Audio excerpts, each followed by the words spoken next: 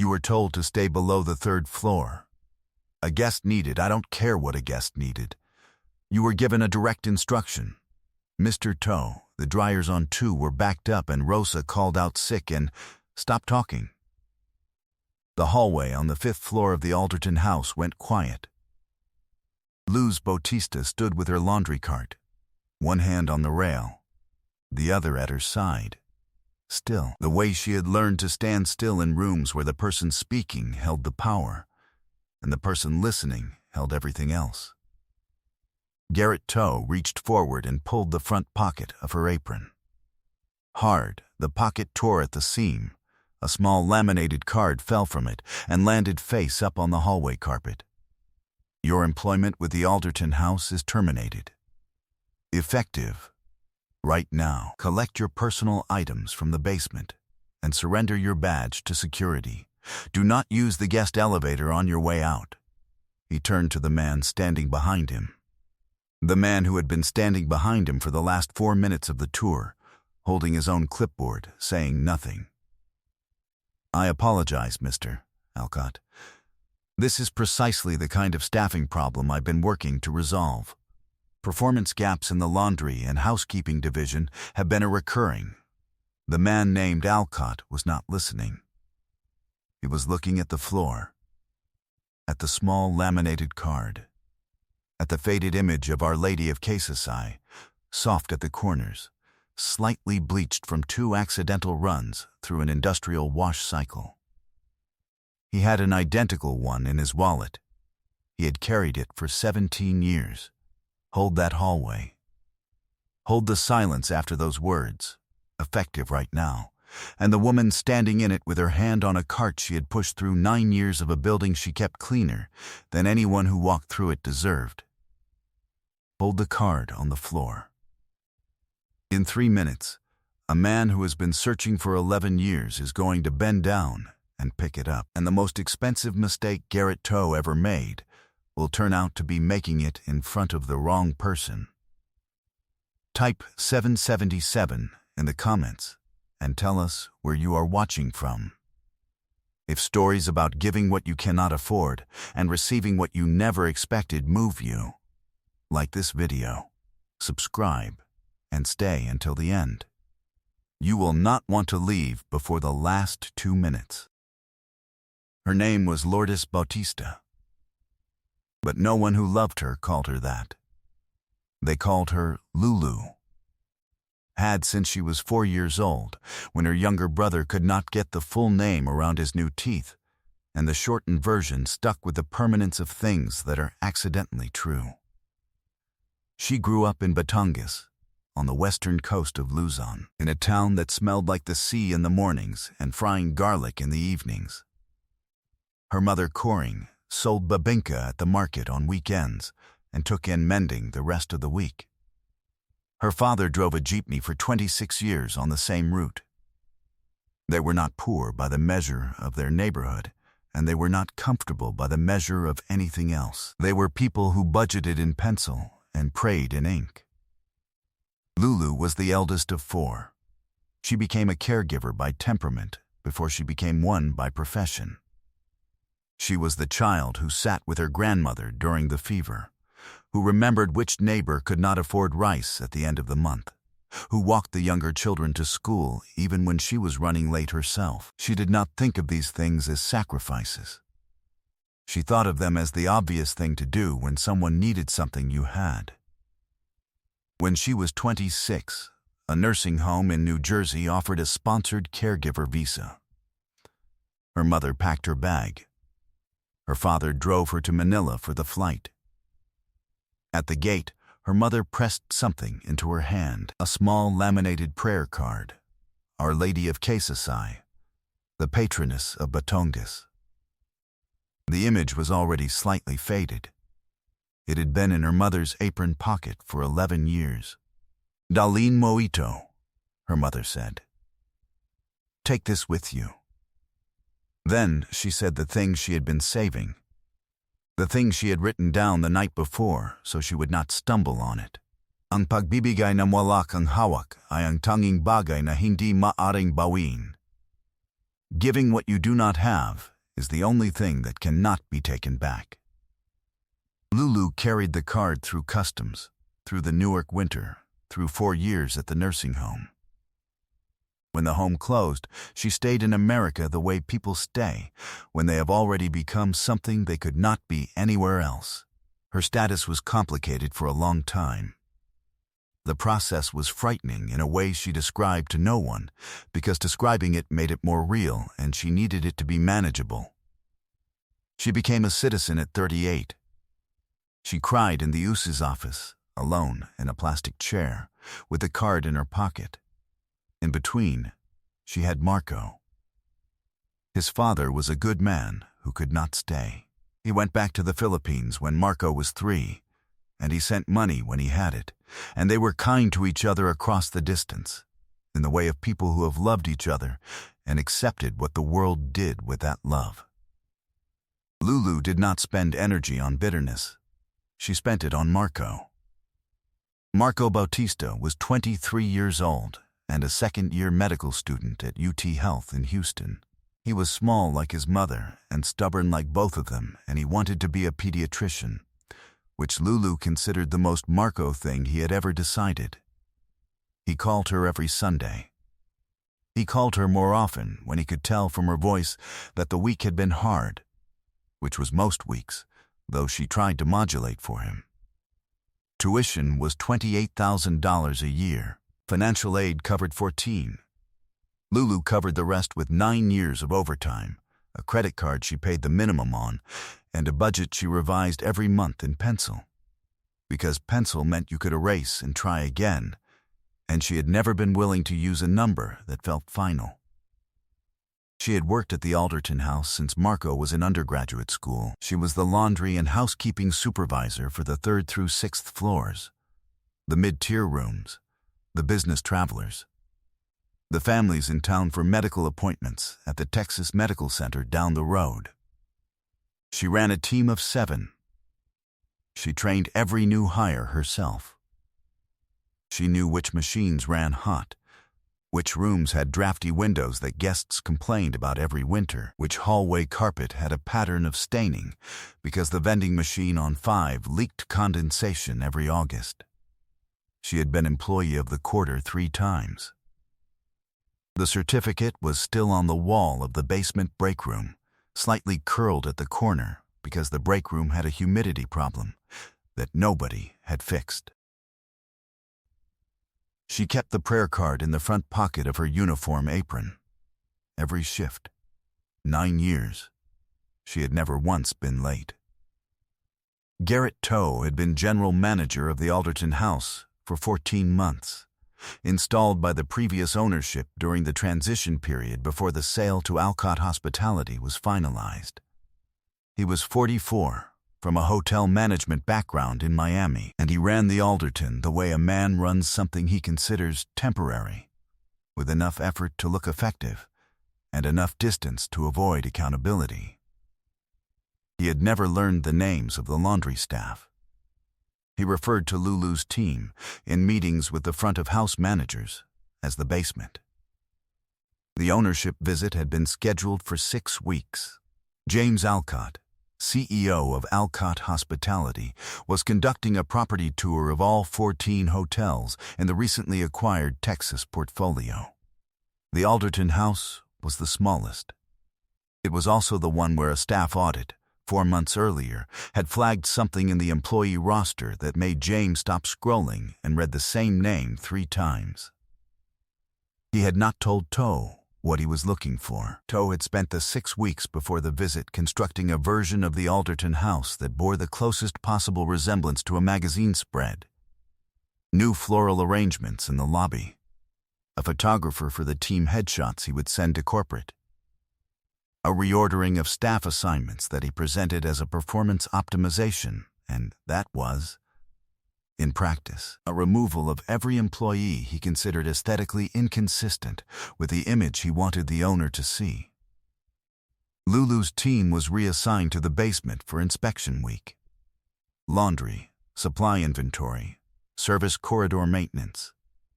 Invisible work in invisible spaces for a week when being seen was the whole point. On the third day of that reassignment, Lulu's second in command, a woman named Rosa, called in sick. 2 of the dryers on the second floor malfunctioned. A pile of guest linen sat damp in the service corridor because there was no one on the upper floors who knew how to reroute them to the basement machines and back up in time for afternoon turndown. Lulu solved this the same way she solved every logistical problem. She did it herself. She loaded the cart, took the service elevator, moved through the 5th floor corridor with her head down and her pace professional, and her mind entirely on the problem of getting 400 thread count sheets dry and folded within the hour. She made it to the linen closet on 5. She did not make it back. Carmen Reyes was 26 years old and had worked at the Alderton House for 2 years. She was Filipina, from Pangasinan, and she had come to work at the Alderton because Lulu had trained her and stayed because Lulu had made the work feel like something worth doing carefully. She had a small notebook in her apron pocket, not a phone, a notebook.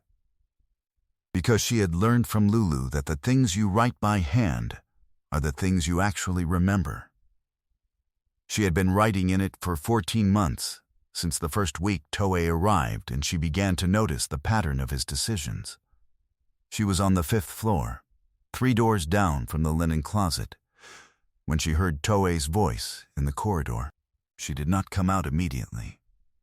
She stood with her back against the wall of the room she was servicing, and she wrote down the time. Then she wrote down what she heard. She had been doing this for 14 months. The notebook had 41 entries. James Alcott was 37 years old. He was lean in the way of people who are always slightly too busy to sit still, with dark circles that had become permanent features and a handshake that was brief and genuine in equal measure. He had built Alcott Hospitality from a single extended stay property in Oklahoma City, bought at 24 with a loan from a church deacon who believed in him against available evidence, into a portfolio of 42 mid-tier hotels across 7 states. He was worth approximately $800 million. He had a prayer card in his wallet that he had carried for 17 years. He did not talk about the card. He did not explain it to journalists who profiled him, to colleagues who asked about his personal philosophy, to the business school students who invited him to speak. He had one answer for all of them, clean and true. I had help, at the exact moment I needed it, from someone who could not afford to give it. He had been 19 years old and sleeping in his car in Katy, Texas. He had driven from Oklahoma City after his stepfather's business failed and took his savings with it and told him, plainly, that there was nothing left for him there. He had $300, a duffel bag, and a cousin in Houston he had not spoken to in 4 years and could not find. He parked in a neighborhood off Mason Road because the streets were quiet, and he could sleep with the windows cracked in October. He had been there for 4 days. On the 5th day, he knocked on the back door of a house on the corner because he had seen a light on at 11 at night, and he was hungry past the point of pride. The woman who opened the door was small, Filipino, in a caregiver's uniform. She looked at him for 5 seconds without speaking. Then she said, "Come in," but quietly. Her name was Lulu. She was not supposed to have guests.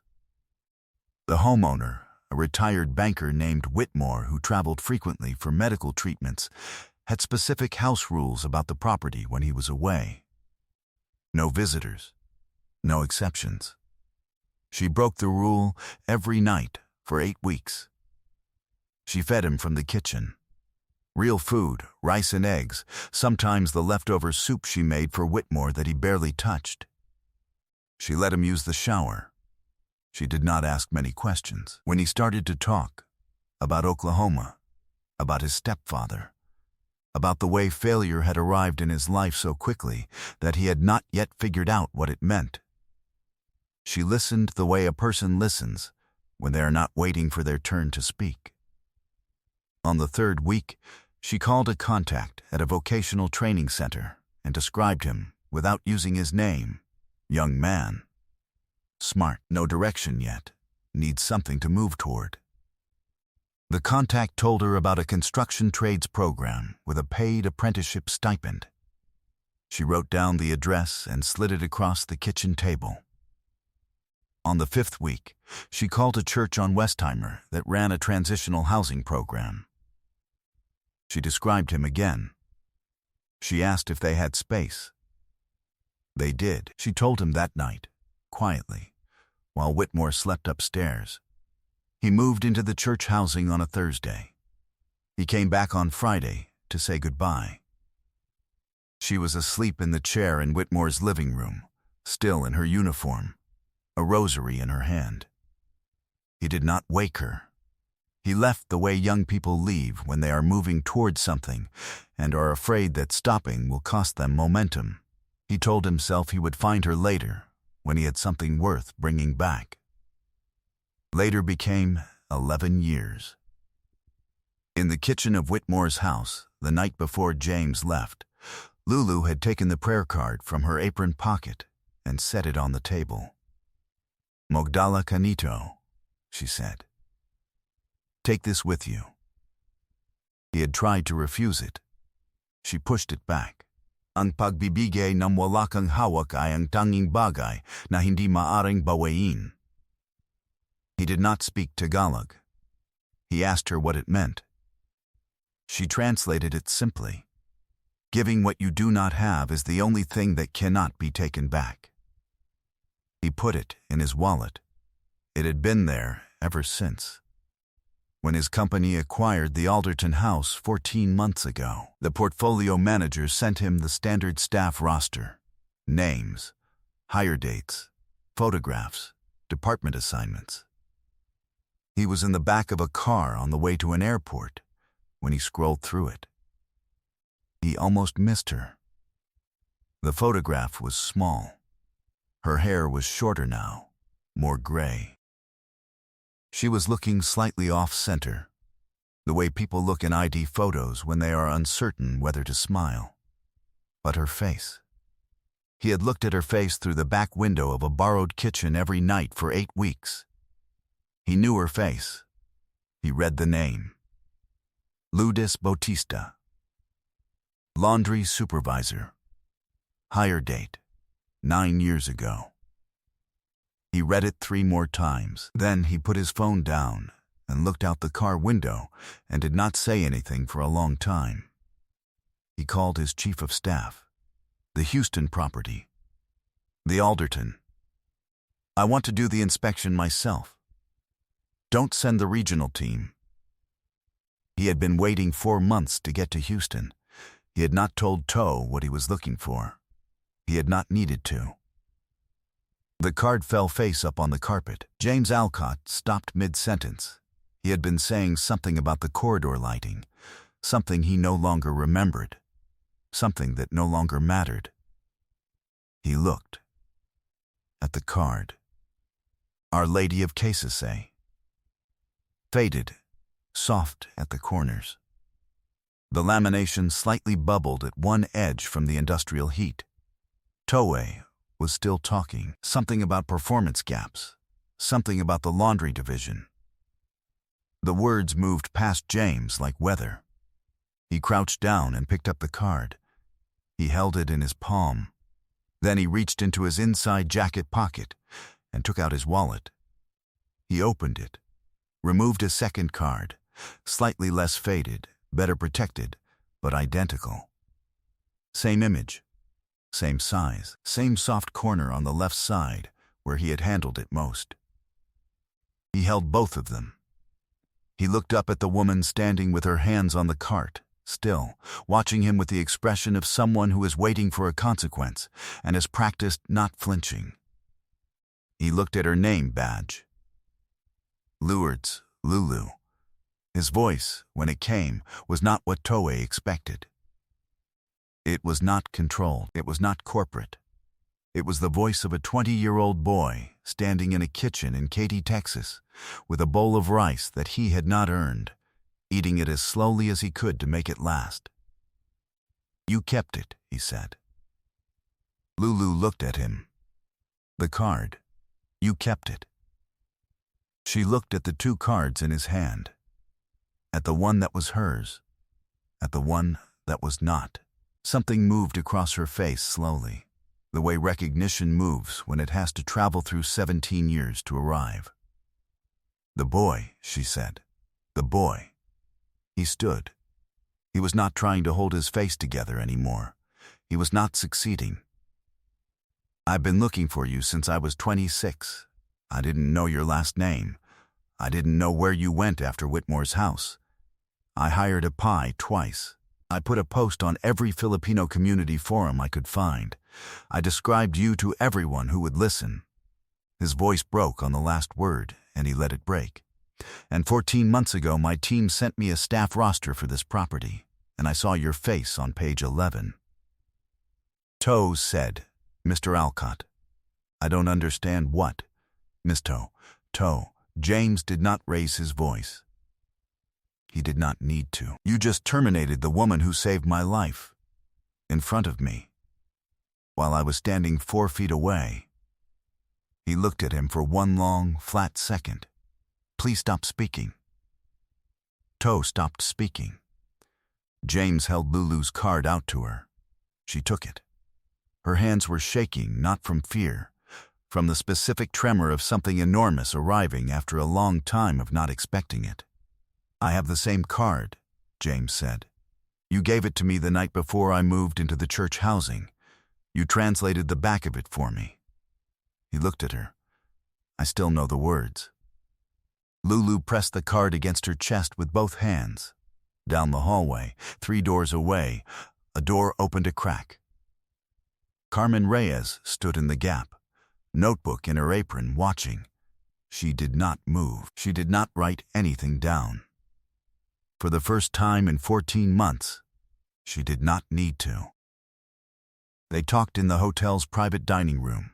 No lawyers, no press, just Lulu, James, and a pot of coffee that went cold between them, because neither of them was thinking about coffee. James spoke first. "Whitmore never knew.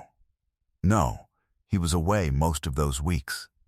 And I didn't want him to think I was taking advantage of his household. You were taking a risk for a stranger. You were not a stranger. You were hungry." She said it simply. "That is a different category." He shook his head, not in disbelief, in recognition. "I looked for you when I was 26, right after I sold my first property. I had the money to hire someone to find you, and I thought, now I can come back with something. But I didn't know your last name. I didn't know what happened to Whitmore's house. I drove back to Mason Road, and the house had new owners. He sold it when his treatments moved to a facility in Dallas. 2011, I didn't know. I didn't have any connection to him. You were the only connection I had, and I had your first name and a neighborhood." He paused. "Every year I tried something new. Forums, investigators, community organizations. I described the card to anyone Filipino who would listen. I thought someone might recognize it." Lulu turned the card over.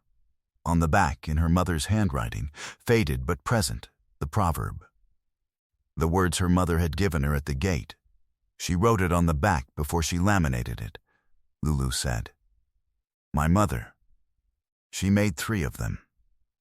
One for me, one for my sister, one for herself. And you gave one to me. You needed it more than I had a second one to give."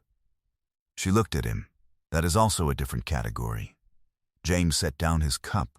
"Marco," he said, "your son. He's at UT Health." She looked at him. "You read the file." I read the file, and I read between it. He leaned forward. "Tuition is $28,000 a year. Financial aid covers 14. I've seen your payroll history. I know what you've been carrying." Lulu said nothing. "I want to pay the remainder of his medical school." all of it. Not as charity, as the most overdue debt in the history of this company. James, I am also establishing a foundation. I have wanted to do this for 11 years, but I did not know what to name it or who should lead it. He looked at her. Its purpose is emergency support for immigrant caregivers, women like you who provide essential care to others while their own needs go invisible. Housing support, legal aid for immigration complications, emergency funds for education costs. He paused. I want you to run it, not as a housekeeper with a side role, as the director. Full salary, full authority, your name on the door. Lulu looked at him for a long time. I am a laundry supervisor. James, you are the reason 42 hotels exist. He said it without performance, like a fact, like a load-bearing calculation. Every good decision I ever made, the first property, the church housing, the trades program, traces back to 8 weeks in a kitchen in Katy, where someone who could not afford to help me, helped me anyway. That is not a small thing I am trying to repay. That is the whole architecture. The coffee was cold. Neither of them moved to warm it. My mother said that, Lulu said at last. Giving what you do not have is the only thing that cannot be taken back. I know. You translated it for me. James opened his wallet and laid the card on the table beside hers. I have said it in speeches and in board meetings, and I have never once told anyone where I learned it. Because it was not mine to use publicly until I could say it in front of you. Carmen Reyes walked her notebook into Alcott Hospitality's General Counsel's office on the morning of day 2. 41 entries. Dates, times, verbatim quotes where she had been close enough to hear them. 2 years of a pattern that the notebook described with the unsentimentality of someone who had learned that facts are more durable than feelings. The notebook became the spine of the investigation. Garrett Toe was placed on immediate administrative leave. The external review took 3 weeks. What it found was not limited to Lulu's termination or the pre-inspection reassignments. It found 18 months of documented decisions that followed a pattern the employment attorney reviewing the file described, in writing, as textbook pretextual discrimination in service of a hostile environment. 11 employees had been formally disciplined in Toe's 14 months.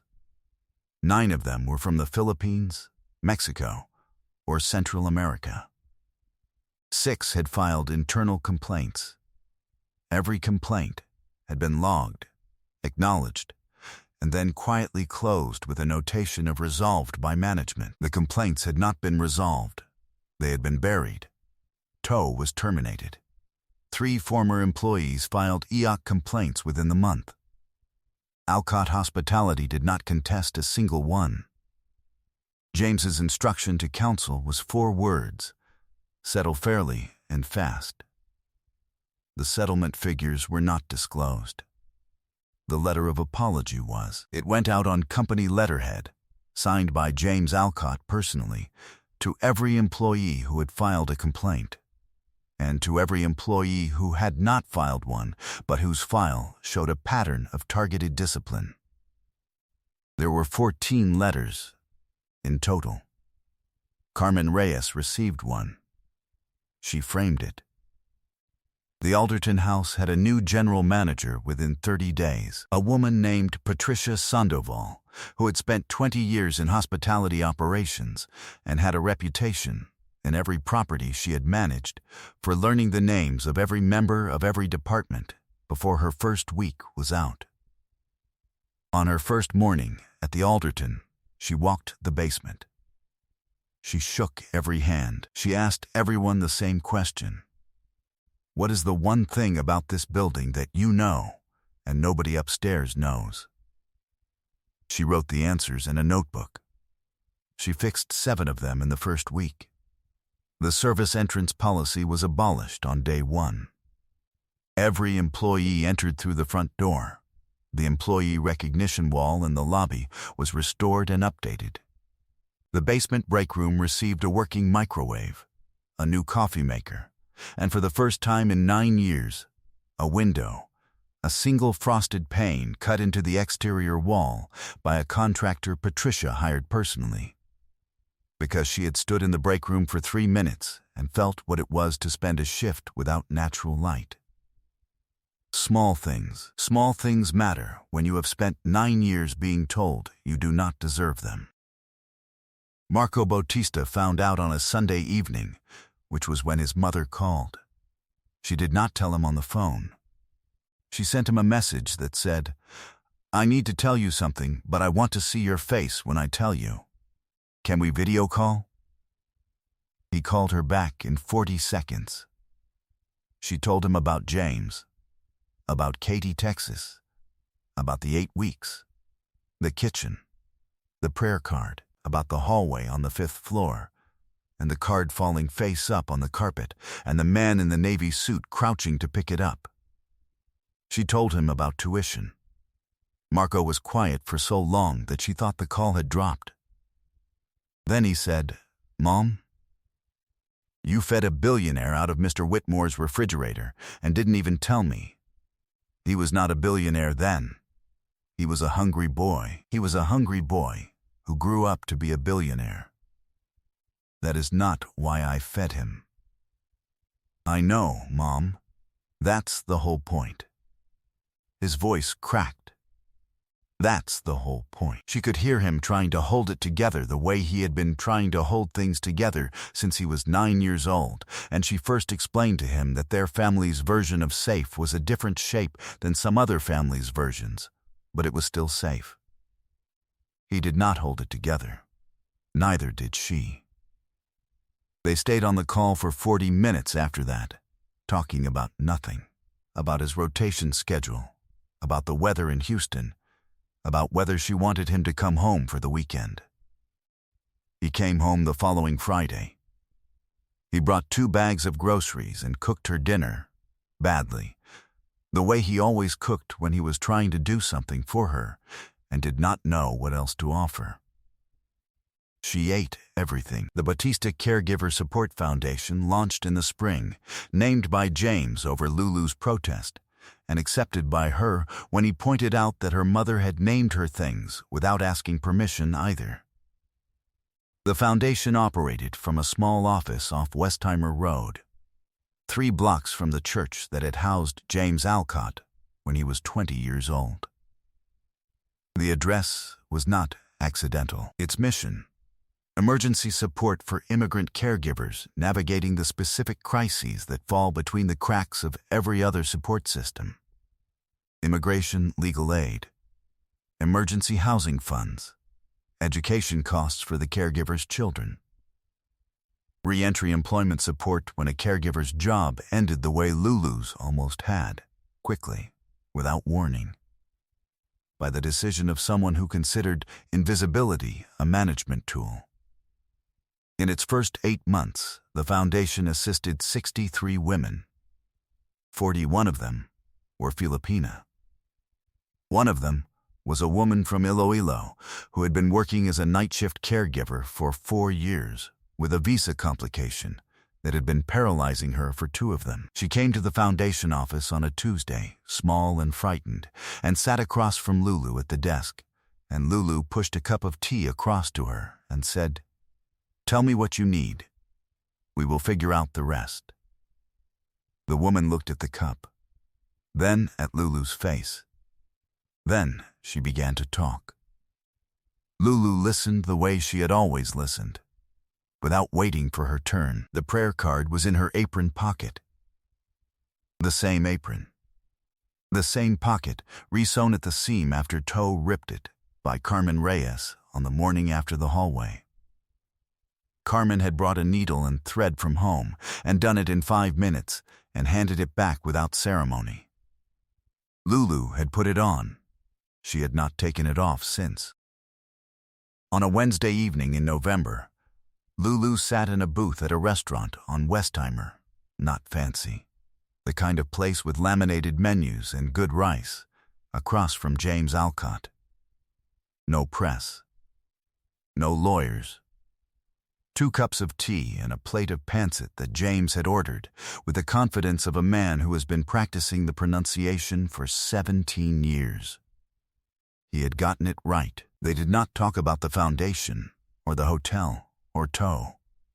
They had covered those things in offices and over phone calls, and in the careful language of institutional change. Tonight they talked about Marco, who had passed his second-year boards. About James's daughter, who was 4, and had recently decided that dogs were the most important subject in the world. About a house in Oklahoma City that James had driven past 2 years ago, the place where everything fell apart, and what it looked like to see it from a car window when you are someone who knows how the story ended. At some point, James put his fork down.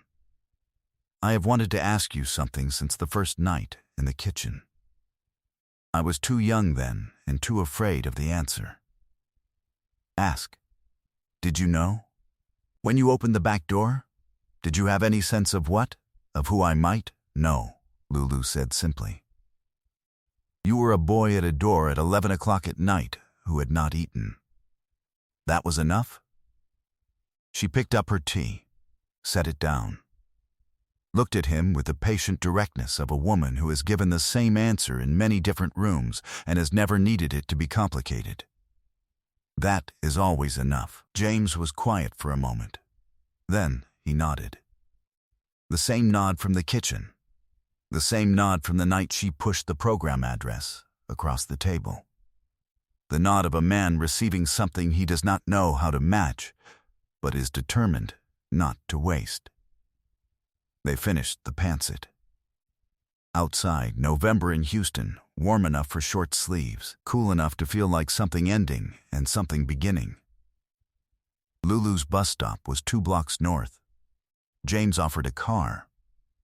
She accepted this time, without argument, because 9 years of the 452 bus was enough, and because accepting a ride from someone who loves you is not weakness. It is just the next right thing. Before I end this story, I would like to leave you with this. Lourdes Bautista did not feed a hungry boy because she knew what he would become. She fed him because he was in front of her, and he had nothing, and she had something she could give. She gave it at a cost she did not announce. She broke a rule she was afraid to break. She gave away the thing that was protecting her, her employer's trust, her job security, her slim margin of safety, for a stranger who could not pay her back and had no way to know what she was risking. She did not think of it as a sacrifice. She thought of it as the obvious thing.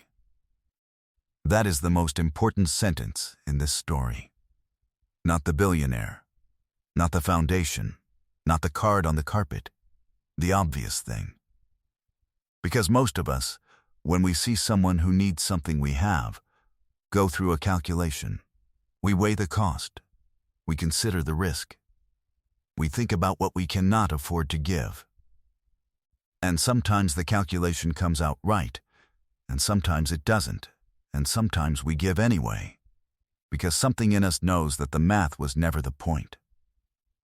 Lulu Bautista had been doing the obvious thing her whole life, on a night shift salary in a borrowed kitchen with a prayer card in her pocket and a son at home who was counting on her.